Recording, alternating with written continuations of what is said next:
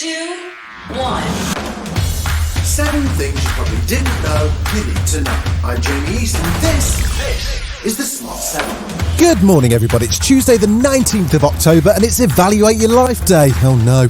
And a big happy birthday to John Lithgow, John Favreau, Jason Reitman and DJ Salmon. 7. There were 49,156 new cases of COVID-19 yesterday and 45 additional deaths. There was a minute's silence and prayers on Monday in the House of Commons as MPs gathered to pay tribute to Sir David Amess, who died in what police are calling a terrorist attack on Friday afternoon. Boris took the podium to make an announcement that saw a lifelong dream of Sir David's finally become a reality. I am happy to announce that Her Majesty has agreed that Southend will be accorded the city status it so clearly deserves. Labour leader Sir Keir Starmer offered his sympathies. On behalf of the entire Labour Party, I want to lean across, to reach across, and to acknowledge the pain that's felt on the opposite benches, and I do. And the sister of murdered MP Jo Cox, who now sits in a seat of Batley and Spenkim lead beater, shared the pain that those events caused and offered sympathies to Sir David Amess's family. I remember very clearly the moment I took the phone call saying she had been attacked.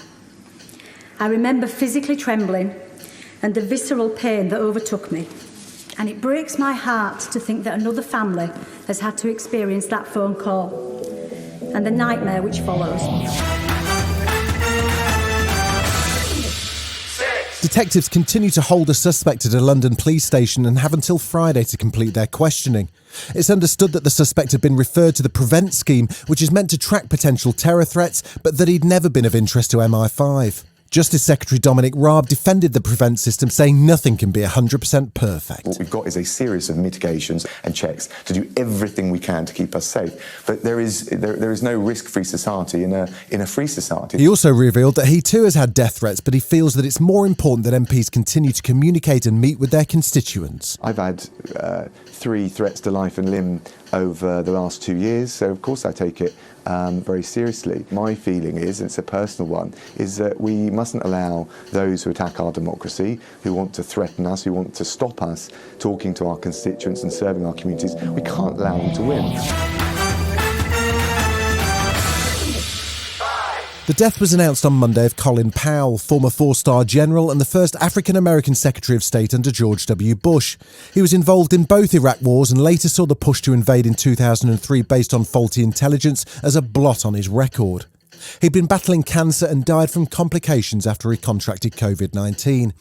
Vice President Kamala Harris took a moment to list his many achievements. He is the first black man to be chairman of the Joint Chiefs, National Security Advisor, Secretary of State. He was, by everything that he did and the way he did it, inspiring so many. It was arguably his decision to go against the Republican Party and endorse then Senator Barack Obama that helped get the young Democrat elected. Here's Colin in full flow on Meet the Press in 2008. Rest in peace, Colin. I think he is a transformational figure. He is a new generation coming into the world, onto the world stage, onto the American stage, and for that reason, I'll be voting for Senator Barack Obama. It seems like not that long since we had a major Apple event, but Tim Cook was back out in the garden at Apple Park in Cupertino yesterday with some more Apple updates just in time for Christmas. The MacBook Pro's been reimagined with Apple's new super-fast M1 chip, there are new AirPods, new colours for the HomePod minis, and Tim had a shout-out for former Radio 1 favourite Zane Lowe, who now runs Apple's radio stations. They've introduced a brand new voice-activated Apple Music subscription. And here's Zane to tell you more. Today, Apple Music and Siri deliver an effortless music experience that lets you hear pretty much anything you want by using just your voice. We're excited to also introduce a brand new subscription plan for Apple Music, the Voice Plan. With this new plan, use only your voice to access every song, every playlist for just $4.99 a month. Still to come on the Smart 7, Adele's doing a blind taste test for some reason, and we get up close and personal with the Succession cast. Right after this. You're listening to the Smart 7. If you're enjoying it, you might also like the Smart 7 Ireland edition. Just search and follow us on your favourite podcast platform.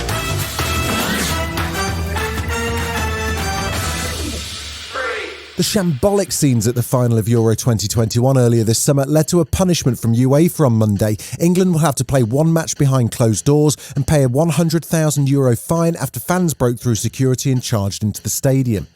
Yesterday saw one game in the Premier League with Arsenal legend Patrick Vieira returning to his old club as the manager of Crystal Palace. It was all going well for them too, as they led 2-1 right up to the 94th minute when an Alexander Lacazette goal got a draw and saved a point for Arsenal. Patrick says his team will learn from the experience. Concede a goal like that it's really difficult to accept, and to be honest, I'm quite really pleased with the reaction in the dressing room, because they are get it, they are not happy, they are not satisfied with the points, especially the way we played in the second half. But those games will make us stronger. Adele's been proper busy with the launch of her new single and new album. The album 30 officially drops in a month's time, but she's been all over the place on Instagram Live, on BBC Radio's 1 and 2 in the same morning, and now she's busy filming for British Vogue. We're not quite sure why, but she agreed to do something called the Great British Taste Test. It goes a little something like this. Adele, in a fancy dress, puts on a blindfold and eats the kind of food you'd get in a roadside cafe. Is this a fry-up?